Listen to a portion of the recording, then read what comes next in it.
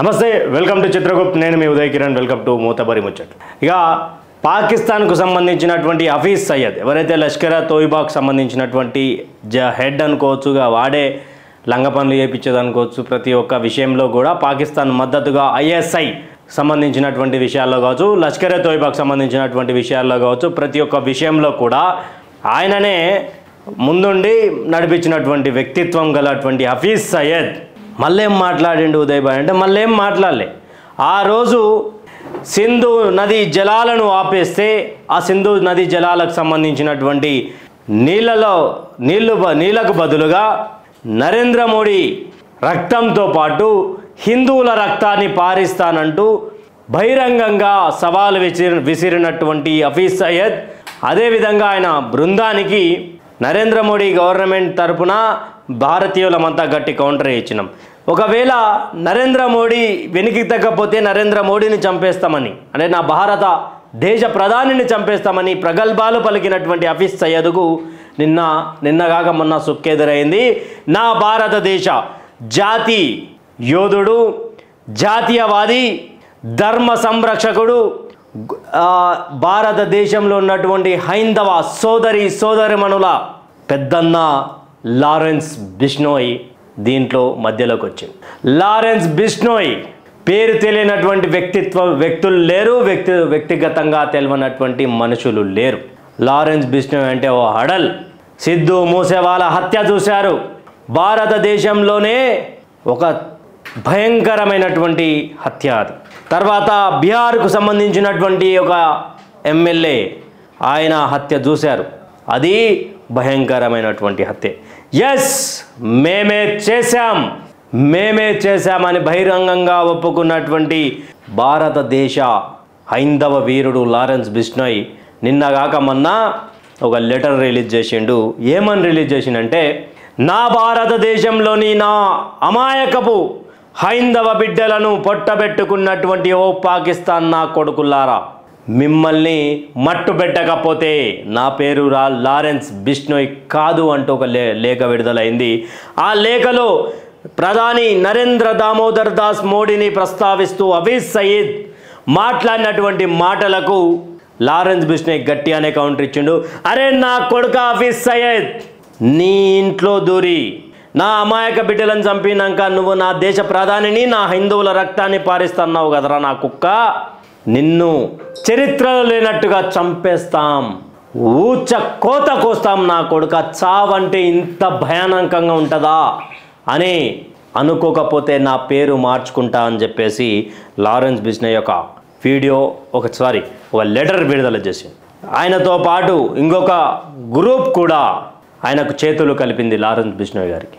ఎందుకు లారెన్స్ బిష్నోయ్ కావాలి, ఎందుకు లారెన్స్ బిష్నోయ్ లేక ఇంత వైరల్ అవుతా ఉన్నది అంటే, మాటిచ్చిండా మట్టి పెట్టడం ఖాయం, మట్టిలో కలిపేయడం ఖాయం.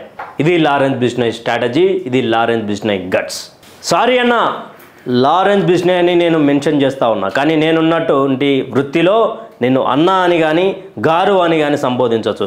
లేకపోతే నువ్వు నా హీరో అని చెప్పి సంబోధిస్తుండే, లేకపోతే లారెన్స్ బిష్నోయ్ బానిస అని సంబోధిస్తుండే. హఫీజ్ సయ్యద్ ఉన్నాడే, ఈ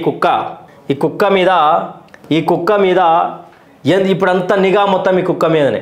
ఈ కుక్కని ఎప్పుడు వేసేస్తాడో లారెన్స్ బిష్నోయ్ అని వెయిట్ చేస్తూ ఉన్నాం. లారెన్స్ బిష్నోయ్ ఒక్కడు కాదు, 700 మంది షార్ప్ షూటర్లు ఉన్నటువంటి నా హీరో లారెన్స్ బిష్నోయ్. భారతదేశంలోని 29 రాష్ట్రాల్లో 5 రాష్ట్రాల్లో అత్యధికంగా షార్ప్ షూటర్లను మెయింటైన్ చేస్తున్నటువంటి గ్యాంగ్స్టర్ నా హైందవ వీరుడు, నా ధర్మ సంరక్షకుడు నా లారెన్స్ బిష్నోయ్.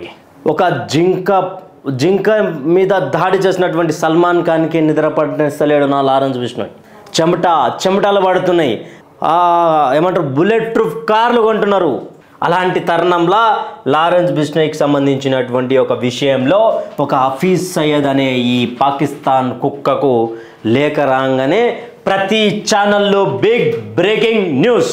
మరి అట్లా అంటే ఉదయ్ భాయ్, మరి లారెన్స్ బిష్నోయ్ ఏడున్నాడు అంటే, లారెన్స్ బిష్నోయ్ జైల్లో ఉన్నాడు. ఆయన జైల్లో ఉన్నాడు, ఎట్లా చంపుతాడు? జైలున్నా చంపుతాడు. అన్నోన్ గన్మెన్కి జై బరాబర్ వేస్తాడు. కొడితే ఈ ట్రిగర్ పెట్టిండు మావాడు, కరెక్టే, ఇది కొడితే ఈడ దిగిపోతుంది. నా కొడుక చిందర వందర అయిపోతారు మీరంతా.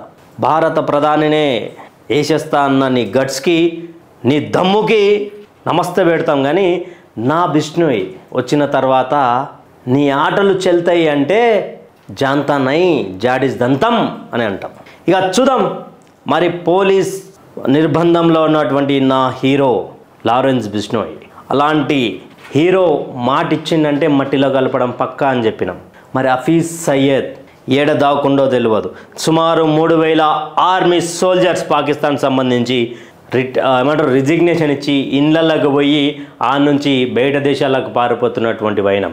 దాదాపు సుమారు 20 నుంచి 30 మంది ఆఫీసర్లు రిజైన్ చేసి వాళ్ళు చెక్ చేసినటువంటి అది. ఇక ఆసిఫ్ మునీర్ జనరల్, పాకిస్తాన్ జనరల్ ఎవరైతే ఉన్నారో ఆయన బంకర్లలో దాచుకొని అప్పటికే కుటుంబాన్ని బయట దేశానికి పంపించినటువంటి ఈ నా సౌతి తల్లి పిల్లలు ఈ పాకిస్తాన్ వాళ్ళు భారతదేశం మీద యుద్ధానికి వస్తారంట.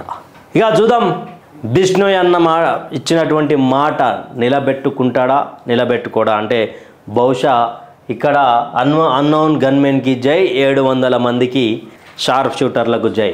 ఒకసారి భారత్ మాతాకి జై అని మీ కామెంట్ల రూపంలో చెప్పురి. గట్టిగా గర్వంగా గర్జిస్తూ జై శ్రీరామ్ అని 2 చేతులు పైకెత్తి హఫీజ్ సయ్యద్ కానీ మరణ వార్త వినే రోజులు దగ్గరలో ఉన్నాయి. లారెన్స్ బిష్ణోయ్ నా భారత హైందవ వీరునికి కూడా జై చెప్తూ సెలవు తీసుకుంటా ఉన్నా. Stay tune with Chitragupt. Signing off me Uday Kiran. Thank you.